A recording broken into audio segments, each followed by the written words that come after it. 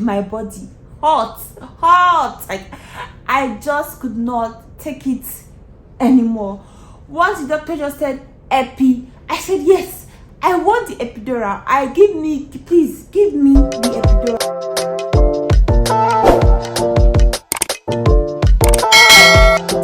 Hi guys, welcome back to Denma family. I cannot believe that we are actually 580 subscribers. That is absolutely amazing. Thank you for everyone that actually took their time to subscribe to our channel. Thank you for everyone that comments. Thank you for everyone that shares this video, that likes it. All this effort really adds up to motivate and to inspire us to continue to put our content out there. It's not easy all the time, I'm not gonna lie, it's not easy all the time, but the fact that you guys keep showing up every week to watch our videos really means a lot to us. And I just really want to take the time to say thank you so much. I honestly appreciate all 580 of you. If you're watching our channel for the very first time, welcome to Denma family. In this channel, we actually film to inspire people and to also entertain at the same time. So if you're tuning in for the very first time, once again, welcome, and I really hope that you can show us some warm love and support by subscribing to our YouTube channel and just join our community, and I promise you're not going to regret it. On today's video, I'm going to be talking about my labor and delivery story, and I will also be talking about my breastfeeding journey as well. First off, I'm gonna say that my labor and delivery was almost perfect. I'm not gonna lie, it was, I would say on a scale of 1 to 10, 80% was perfect, and then 20% was just not what I wanted or how I pictured it in my mind. At my workplace, they do this thing that is called prepartum leave. So you can decide to leave work 1 month before your due date. It's optional, it's totally up to you. But I decided to take mine like 2 weeks before my due date because I just felt like it was, obviously when you take off leave you don't make as much, so I just had to take till 2 weeks. And guys, I absolutely regret it because my baby came 2 weeks early, so I basically lost my prepartum leave, right? So it doesn't apply. Once baby is born, your prepartum leave stops and your maternity leave begins. So one thing that actually did not go the way that I wanted. On the 21st of July, guys, I started to feel some movement in my belly. I was feeling a bit of cramping in my lower belly, but I just wished it off. I was like, okay, it's really nothing. My body is just trying to get ready for labor, because in my mind I pictured that I was going to give birth on the 1st of August. Nothing in this world could have convinced me that I would give birth earlier, because I just had it in my mind that I'm going to give birth on the 1st of August, and that was it. So me and my husband were in the kitchen and I was talking to my mother on the phone, and then I kind of felt like peeing, so I went to the bathroom to go and pee, right? And then instead of peeing, I literally felt like a gush come out down there, and I was like, this was not, obviously this is not urine. So I spoke to my husband about it. I was like, this is what I saw. By the way, the gush was brownish, right? So I was like, this is what I saw. My husband was like, how do I feel? Do I feel like we should go to the hospital? He was already advising me to go to the hospital, but I just was not too sure if I should go to the hospital or not. But I said, okay, let me just speak to my mom about it. So I called my mom on the phone. I told her this is what I saw, and she was like, I should go to the hospital. I was praying in my mind that it was nothing to worry about, so that I can come home, because it was 2 weeks earlier. Not prepared. I had not packed my hospital bag. I had not done my hair. We had not cleaned the house. The house was completely non-baby ready. So I was really praying that obviously that the baby is not coming that day. We went to triage, which is like the emergency section for pregnant women at the hospital. When we got to triage, the doctor attended to me. She put like a spatula into my body, into my pelvic area, to see. They said they were going to test the fluid to see if it was from my placenta, if it's water that broke from my placenta, or if it's just a regular discharge. And they were also going to see if I had an infection. So I was just hoping that there was nothing to worry about. But the first doctor came, said nothing, there was no concern, I can go home. And I was already getting excited, but unfortunately that was a student doctor. So the actual doctor that's more experienced came and double checked what the doctor had done earlier, and it turned out that it was actually there was actually water in my fluid from my placenta. And then she put her fingers in my pelvic area to verify if I was dilated at all, and I was actually 1 centimeter dilated. It was like, you're in labor, you're actually in labor, and it was your water that broke. And I was like, no way.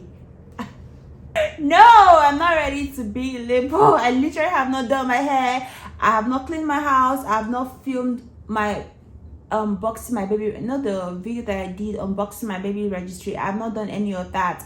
I'm not ready to receive my baby now. But the doctor was like, we should go home after 12 hours. If I have not progressed, then they're going to induce me. So I went home, we cleaned the house, we went to get some other baby things that we needed, and then I filmed my video. By the time everything was done, it was like 14 hours.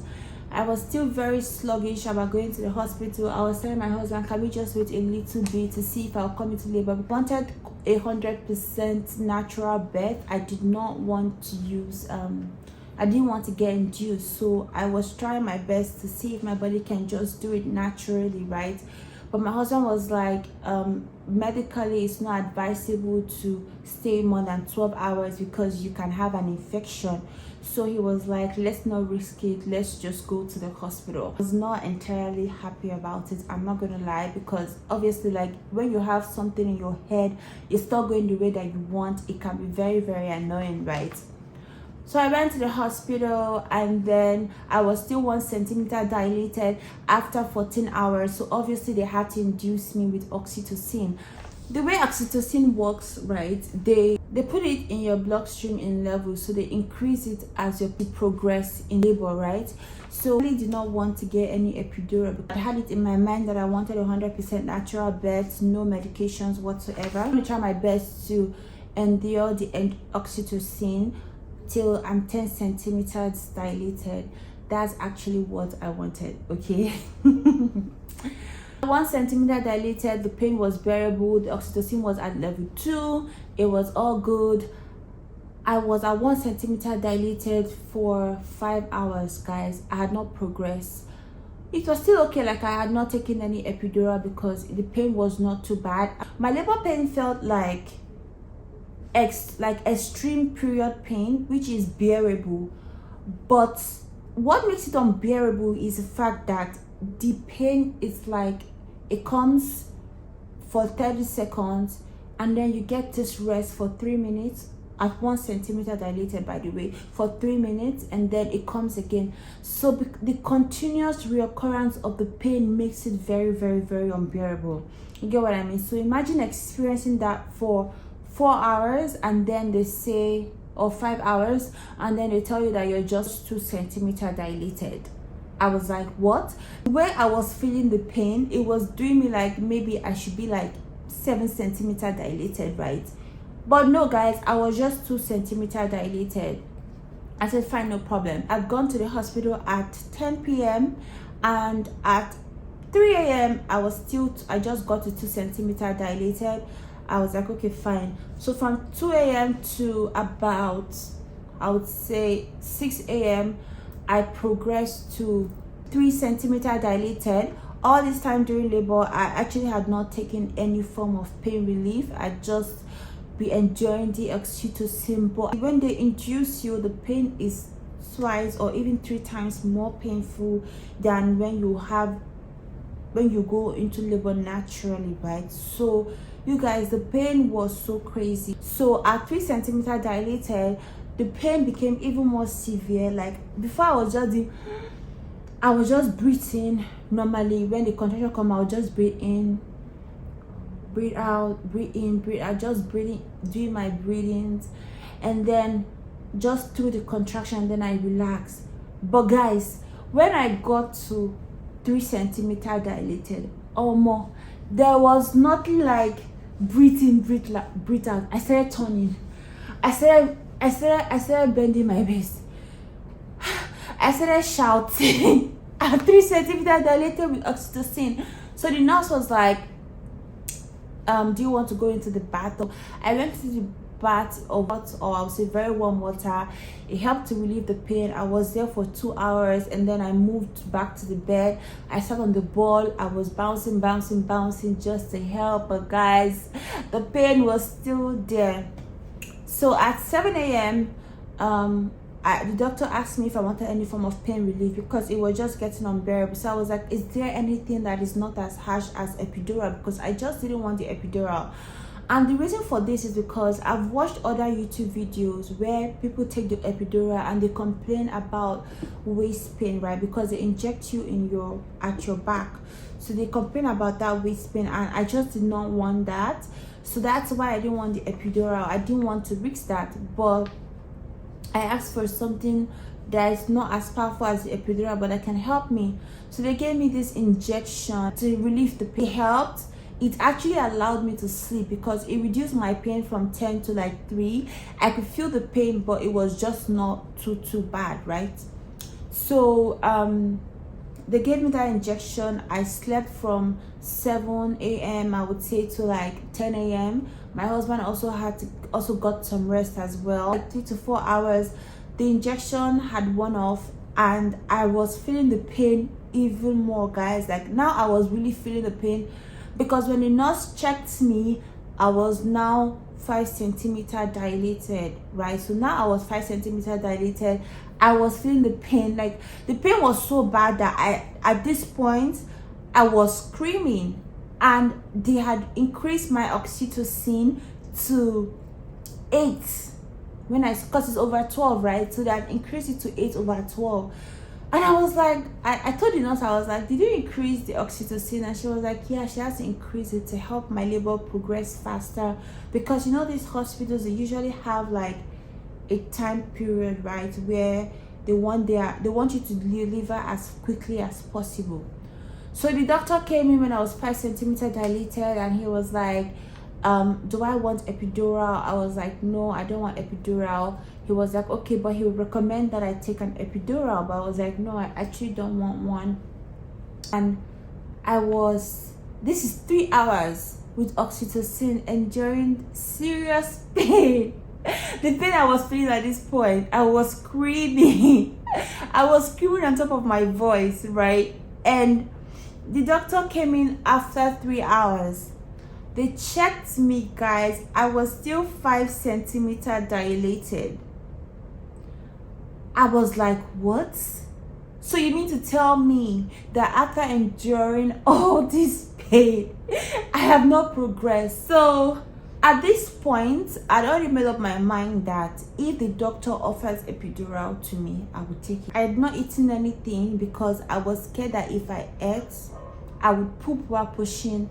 And also it would every time they gave me orange juice to take, my pain was just times 10. So and my blood sugar was low because I wasn't eating. I had to take something, and this made my pain like times 10. I'm not gonna lie. I don't know, comment down below if it's the same for you when you eat during labor, if it increases your pain. Anyways, my labor had not progressed, so the doctor was like, he's going to give me 2 options. Either I do a cesarean section, or I take an epidural to help me relax better and help my labor progress. I was even waiting for the doctor to come quick so that he can offer the epidural to me again, because at this point I was just feeling like I was going mad. Like I was feeling I was feeling hot in my body. Hot. Like, I just could not take it anymore. Once the doctor just said epi, I said yes, I want the epidural. Please give me the epidural. I want it because I cannot take this pain anymore. Gave me the epidural at 5 centimeter dilated, and guys, I'm not going to lie, the epidural saved me. I could still feel the pain in my pelvic floor, and obviously I knew when I was contracting, like, the pain was not gone like 100%, but it was not unbearable. It went from 10, it went down to, like, I would say 2, right, which was very bearable for me. So when they were giving me the injection for the epidural, I'd endured so much pain from the labor that I did not even feel the injection or anything like that. The nurse could not even believe that I was not shaking, I was not scared, because the needle is big. But I just endured so much pain that it was nothing to me, to be very, very, very honest. Once you're 5 centimeter dilated, you start to progress faster from 5 centimeter dilated. So I would say from 3:30, 4 p.m. I'd progressed to about 9 centimeter dilated. At this point, I was feeling a lot of pressure in my pelvic area. I was also feeling like I wanted to use the bathroom, but the nurse was like, it's because I'm like almost 10 centimeter dilated. That's why I was feeling like I want to poop, but I actually did not want to. Around like 4:30, 5 p.m. I was now 10 centimeter dilated, and I was ready to push. The doctor came in and checked if my baby was facing up or facing down.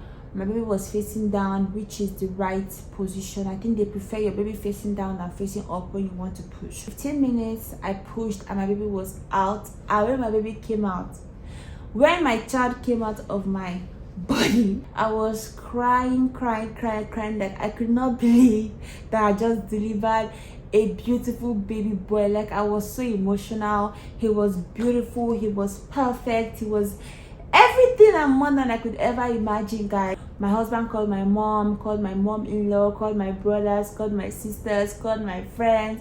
It was just loud at the labor room once I delivered, and the doctor was like, it seems like you have a large family. I was like, yeah, I do have a large family.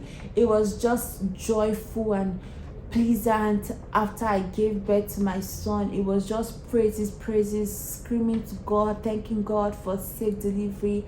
The baby was fine, he was healthy, nothing was wrong with him.